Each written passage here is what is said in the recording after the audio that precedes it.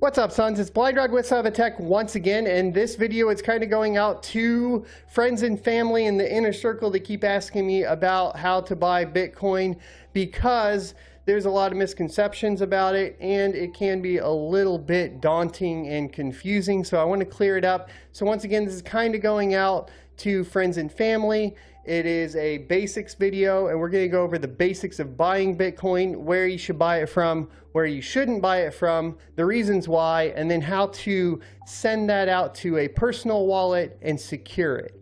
So starting things off, we're just going to hop on over here, and we're going to first talk about the things you shouldn't be using to purchase Bitcoin. So the first one is Robinhood. So a lot of this is coming up because people saw the GameStop stocks and they got the Robinhood app, and then everybody went into the Dogecoin thing, and now it's kind of filtering into the Bitcoin thing. And you can buy Bitcoin or other currencies on Robinhood, but the fact is you don't actually really own it. And this is how you can tell really easily if you don't actually own real Bitcoin. If the application doesn't allow you to withdraw the coins, then you don't actually own it. And so the way cryptocurrency works is it's a public ledger, and it records essentially transactions on that ledger. But if you buy on something like Robinhood, you're not actually transacting on the Bitcoin ledger. Therefore, there's no actual input for your purchase on the ledger, meaning you don't have any control over it. You can't actually use it. You can't use the Bitcoin itself. And the only thing you can do is sell it back to Robinhood. Where this is going to be a big problem here coming up in the future is that Bitcoin is a limited supply coin or currency. So there's only so many Bitcoins in existence, and there is a cap on the amount that will ever exist.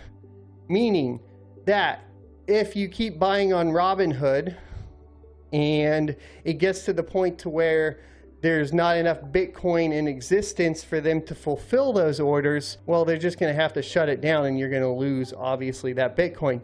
Now, there is the movement aspect of this, but we'll talk about that in a different video, and that's kind of going, next level, where, Wall Street bets and people are talking about basically buying so much Bitcoin or cryptocurrency in something like Robinhood to the point to where Robinhood wouldn't actually be able to purchase all that Bitcoin to fulfill the orders. Now, what they'll probably do essentially is never actually buy the Bitcoin. We don't know what they're doing. They may have like a master wallet where they basically take your transaction and buy it for themselves and hold it in a single wallet. That's super dangerous too, because as we've seen in the past with a bunch of different exchanges, those master wallets can get hacked and they can lose all their cryptocurrency. And usually that also means that they're not going to pay you out. Okay. So another example of this where not to buy is going to be PayPal. I confirmed this by actually purchasing about $50 worth. And as you can see here, if I go in, I only have the option to buy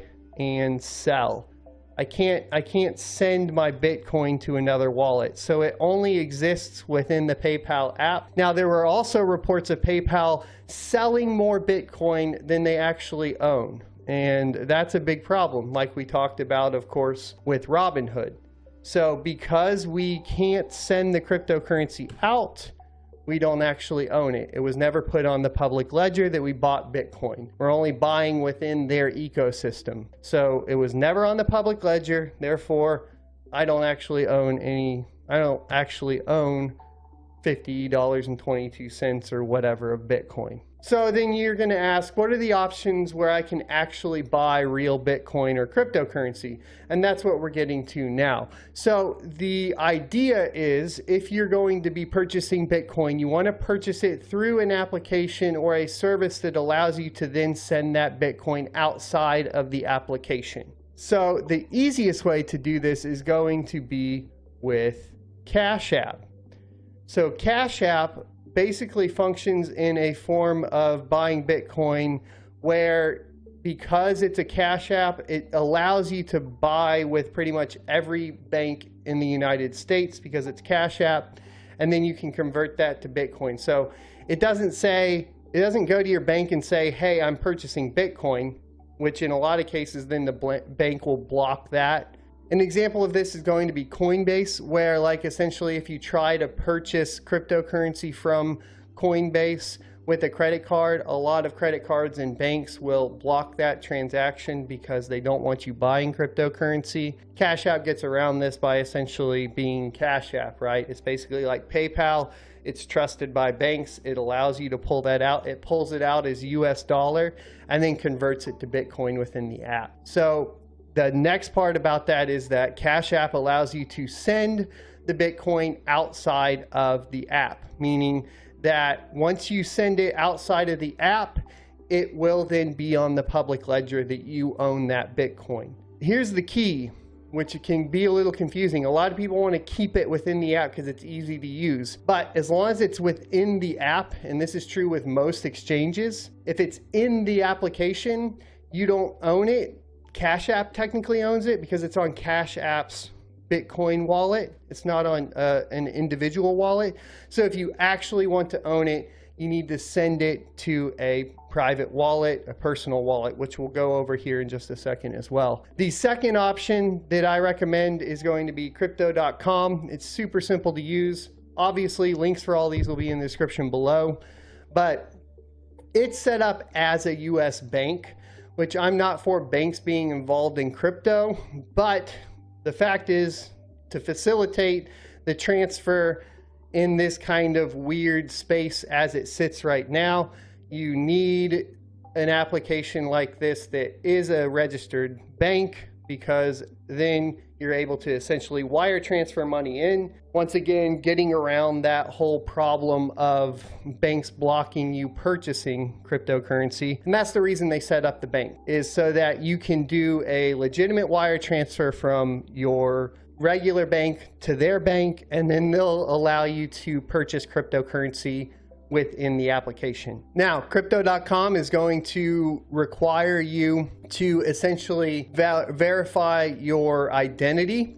So you will have to submit a picture, all of the information, the same information you would supply if you are essentially opening a bank account. So that process will take 1 to 3 days. And then once you've done that, you'll be able to send money in and move it around. I use it a lot. Obviously, we talk about it a lot on this channel. It's the easiest way for US residents to get into cryptocurrency a little bit deeper than Cash App. Whereas like Cash App is like just buy Bitcoin, send it out. The great thing is too, 𝗙𝗏𝗘𝗘 already has the exchanges in there, and you can send any crypto that you buy in there outside. Once again, until you send that crypto outside of the application, even with 𝗙𝗏𝗘𝗘, you don't actually own it because it hasn't been recorded on the ledger, okay? So finally, what are the suggestions for wallets? There are a lot of different applications. There are applications you can run on your computer, and those are okay. They're known as hot wallets. The problem is that if you have that like on your everyday PC, it's then just a lot easier to access for hackers or malicious people or whatever. If you forget to lock your PC, or you download a virus, or whatever it may be, you risk losing the crypto that's on that PC. So if you are going to go that route, of course, my suggestion would be have like a regular, like an old laptop or something like that that you keep your wallets on, that you then unplug from the internet and put in the safe when you're not using it to manage your cryptocurrency. But an easier way to really get into this is going to be a hardware wallet. Now, what I recommend here is going to be the Trezor One. There is a competitor called the Ledger, but the Ledger did keep people's information in a database that was leaked. I don't like it if companies keep my personal information in a database. Trezor doesn't do that, so I lean towards Trezor. However, Trezor has been hacked. They've been able to hack them.